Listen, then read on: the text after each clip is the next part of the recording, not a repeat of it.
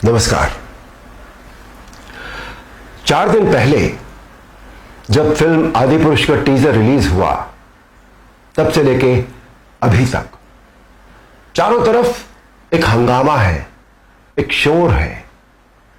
Film industry में, channels में, journalism में, एडवर्टाइजर्स में, संत समाज में चारों तरफ एक शोर है, चारों तरफ डिबेट्स हो रही है, चारों तरफ भली बुरी बातें कही जा रही हैं। मेरे पास भी सैकड़ों फोन आए होंगे, सभी चैनल्स से फोन आए, जितने सभी जर्नलिस्ट हैं, बड़े बड़े जर्नलिस्ट, और सभी के फोन आए। They wanted my reaction on that, on the teaser, कि आपको कैसा लगा, आपके क्या रिएक्शन है, आप क्या सोचते हैं इस बारे में। मैं आपको सच बताऊं, मैंने एक भी शब्द किसी से नहीं कहा, मैंने बात ही नहीं की उस विषय में। मैंने कहा नहीं, मुझे कुछ नहीं कहना है। लेकिन मुझे लगा कि मुझे आपसे कुछ बात तो करनी चाहिए, आपसे करनी चाहिए। मेरे मन में बहुत सारी बातें बहुत सारे समय से आती रही हैं, और इस हंगामे को लेकर, इस इश्यू को लेकर मुझे लगा कि शायद यह सही समय है जब मैं अपनी बातें आपके साथ शेयर कर सकूं। दोस्तों, ध्यान से सुनिएगा। रामायण, महाभारत, श्रीमद् भागवत जैसे जितने भी ग्रंथ हैं, शास्त्र हैं, यह हमारी सांस्कृतिक और धार्मिक धरोहर है। यह हमारी संस्कृति है, यह हमारी जड़ है। सारी मानव सभ्यता के लिए यह नींव के समान है, और न तो नींव को हिलाया जा सकता है और न ही जड़ को बदला जा सकता है। नींव या जड़ से किसी भी तरह का खिलवाड़, किसी भी तरह की छेड़छाड़ बिल्कुल भी ठीक नहीं है। हमें इन शास्त्रों से संस्कार मिलते हैं, जीवन का आधार मिलता है। ये धरोहर ही हमें जीने की कला सिखाती है। हमारी संस्कृति विश्व की सबसे प्राचीन संस्कृति है। हमारी हर पीढ़ी इसे युगों युगों से आत्मसात करती आ रही है, जिसका सबसे बड़ा एग्जाम्पल है 2.5 साल पहले जब कोरोना आया था, तो कोरोना ने लोगों की धार्मिक भावनाओं को तब से लेकर आज तक और भी प्रबल कर दिया है। हमारी धार्मिक परंपराओं और मान्यताओं को और अधिक पुष्ट किया है इस महामारी ने। टीवी पर जब धारावाहिक रामायण प्रसारित हुई थी कोरोना के दौरान, तो रामायण ने एक विश्व रिकॉर्ड बनाया। आप सब जानते हैं, हम सब जानते हैं, यह एक बहुत बड़ा संकेत है हमारी मान्यताओं और परंपराओं की प्रामाणिकता का। इस बार यानी 2020 में रामायण आज की युवा पीढ़ी ने भी देखी, और 35 साल पहले बनी रामायण को पूरी श्रद्धा और आस्था से देखा, समझा और आत्मसात किया। आज जो बेहिसाब लोग मुझसे मिलते हैं, उनमें सबसे ज्यादा संख्या टीनेजर्स की होती है।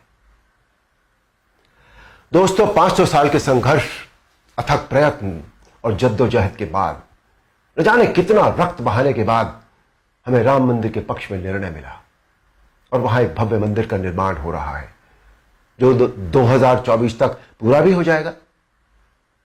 अप्रिशिएट करने वाली बात यह है कि मंदिर को भव्यता देने के साथ साथ उसकी आत्मा और मौलिकता को ज्यों का त्यों रखकर यह मंदिर बन रहा है। हमें अपनी सभी सांस्कृतिक और धार्मिक धरोहरों और मान्यताओं को जैसी वो है वैसी ही बनाए रखना चाहिए। उनमें किसी भी तरह के बदलाव की न तो जरूरत है, न करना चाहिए, और न ही किसी और को करने देना चाहिए। भला कोई अपनी नींव हिलाता है क्या? कोई अपनी जड़ें बदलता है क्या? हमारी इन धार्मिक सांस्कृतिक मान्यताओं और परंपराओं को किसी भी तरह का कोई नयापन देने की आवश्यकता नहीं है। देखिए, मेरा प्रयास और कर्म तो यही है कि मैं इस जनरेशन को और अगली पीढ़ी को भी वही सिखाऊं, वही बताऊं, वही दिखाऊं जो वास्तव में सत्य है, शाश्वत है और सनातन है। एक बात और सोचने वाली है, किसी और धर्म की परंपरा या मान्यता में जब किसी भी प्रकार का बदलाव या नयापन नहीं किया जाता, तो हमारी सनातन धर्म की मान्यताओं परंपराओं के साथ छेड़छाड़ आखिर क्यों? आजकल एक चलन सा बनता जा रहा है कि सनातन धर्म का मजाक बनाओ। देवी देवताओं के ऑब्जेक्शनेबल पोस्टर बनाओ, अभद्र भाषा में बोलता हुआ दिखाओ। आखिर किसने अधिकार दे दिया कि कोई हमारी धार्मिक आस्था से छेड़छाड़ करे या हमारी भावनाओं को ठेस पहुंचाए? कुछ फिल्म मेकर्स, कुछ राइटर्स, कुछ पेंटर्स, कुछ एक्टर्स, कुछ एडवर्टाइजर्स को इस बात का विशेष ध्यान रखना चाहिए कि वो क्रिएटिव लिबर्टी के नाम पर धर्म का मजाक न बनाए और न ही किसी की मान्यता या परंपरा को तोड़ मरोड़ कर प्रस्तुत करें। दोस्तों, ये किसी राजनीतिक पार्टी या धर्म के लिए नहीं, बल्कि पूरे देश के लिए एक स्वाभिमान बढ़ाने वाली बात है कि आज हमारे प्रधानमंत्री श्री नरेंद्र मोदी जी के नेतृत्व और कुशल मार्गदर्शन में देश के कोने कोने में सांस्कृतिक, धार्मिक और ऐतिहासिक धरोहरों को पुनः पहचान मिल रही है। स्थान स्थान पर कॉरिडोर बनाए जा रहे हैं, जिनसे हमारी इन धरोहरों की रक्षा भी हो रही है, उनका पुनर्निर्माण भी हो रहा है, साथ ही उनकी मौलिकता भी यथावत रखी जा रही है। मोदी जी, ये देश सदैव आपका ऋणी रहेगा।